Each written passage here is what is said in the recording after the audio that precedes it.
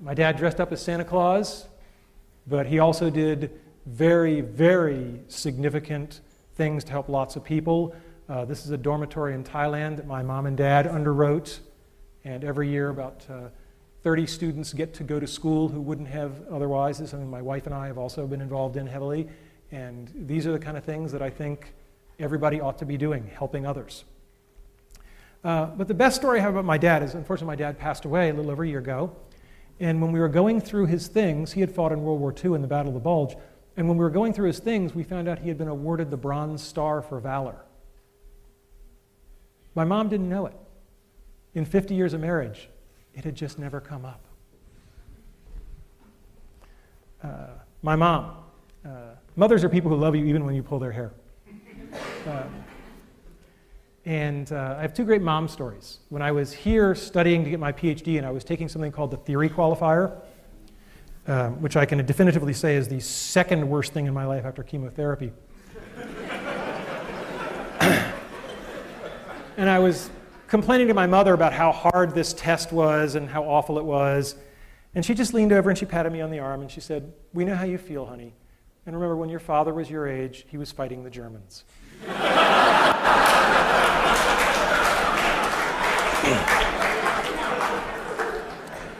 After I got my PhD, my mother took great relish in introducing me as, "This is my son. He's a doctor, but not the kind who helps people."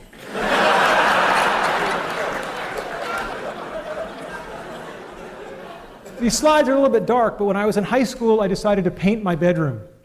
I'd always wanted a submarine and an elevator. And the great thing about this...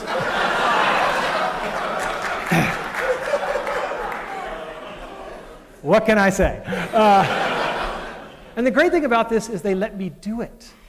And they didn't get upset about it, and it's still there. If you go to my parents' house, it's still there. And anybody who is out there who is a parent, if your kids want to paint their bedroom, as a favor to me, let them do it. Okay, it'll be okay. Don't worry about resale value on the house. Other people who help us besides our parents, our teachers, our mentors, our friends, our colleagues. God, what is there to say about Andy Van Dam? When I was a freshman at Brown, he was on leave, and all I heard about was this Andy Van Dam. He was like a mythical creature, like a centaur, but like a really pissed off centaur. And everybody was like really sad that he was gone, but kind of more relaxed. And I found out why, because I started working for Andy. I was a teaching assistant for him as a sophomore, and I was quite an arrogant young man.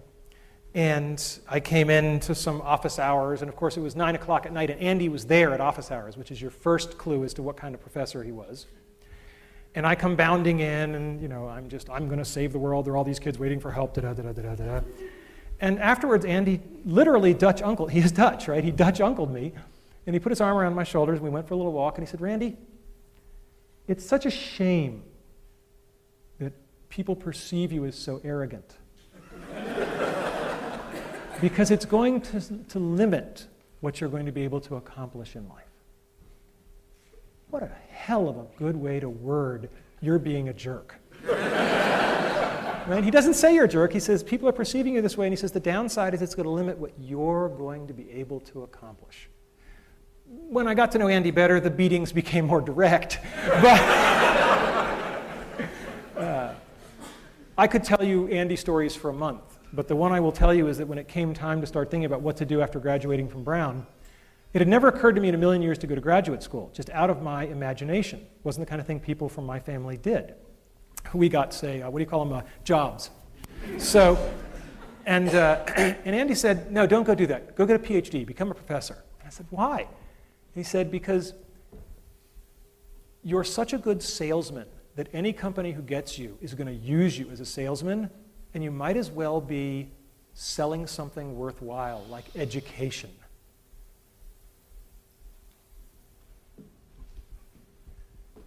Thanks. Andy was my first boss, so to speak. I was lucky enough to have a lot of bosses. That red circle was way off. Al's over here. I don't know what the hell happened there. He's probably watching this on the webcast going, "My God, he's targeting," and he still can't aim. All right. I don't want to say much about the great bosses I've had, except that they were great.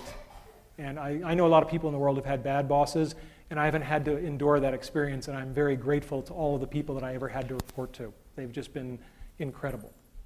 But it's not just our bosses. We learn from our students. I think the best head fake of all time comes from Dr. Caitlin Keller, who just finished up here and is starting at Washington University. And she looked at Alice when it was an easier way to learn to program, and she said, yeah, but why is that fun? I was like, well, because I'm a compulsive male, like to make the little toy soldiers move around by my command, and that's fun. She was like, and she was the one who said, no, we'll just approach it all as a storytelling activity. And she's done wonderful work showing that, particularly with middle school girls, if you present it as a storytelling activity, they're perfectly willing to learn how to write computer software. So, all-time best head fake award goes to Caitlin Kelleher's dissertation. President Cohen, when I told him I was going to do this talk, he said, please tell them about having fun, because that's what I remember you for. And I said, I can do that, but it's kind of like a fish talking about the importance of water. I mean, I don't know how to not have fun, right? I'm dying and I'm having fun. And I'm going to keep having fun every day I have left, because there's no other way to play it, right? So my next piece of advice is, you just have to decide if you're a Tigger or you're an Eeyore. I think I'm clear where I stand on the great Tigger-Eeyore debate. Never lose the childlike wonder. It's just too important. It's what drives us. Help others. Denny Prophet knows more about helping other people. He's forgotten more than I'll ever know. He's taught me by example how to run a group, how to care about people. M.K. Haley, I have a theory that people who come from large families are better people because they've just had to learn how to get along. M.K. Haley comes from a family with 20 kids. Yeah, unbelievable. And she always says it's kind of fun to do the impossible. When I first got to Imagineering, she was one of the people who dressed me down. And she said, I understand you've joined the Aladdin Project. What can you do? And I said, well, I'm a tenured professor of computer science. And she said, well, that's very nice, Professor Boy, but that's not what I asked. I said, what can you do?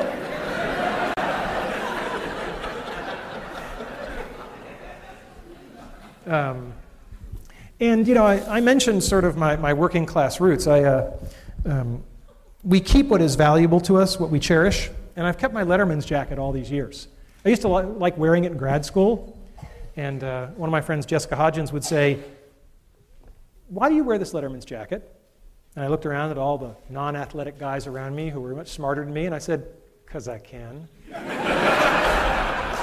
And so she thought that was a real hoot, so one year she made for me this little Raggedy Randy doll. And, he's got a little Letterman's jacket, too. That's my all-time favorite. It's the perfect gift for the egomaniac in your life. So I've met so many wonderful people along the way. Loyalty is a two-way street. There was a young man named Dennis Cosgrove at the University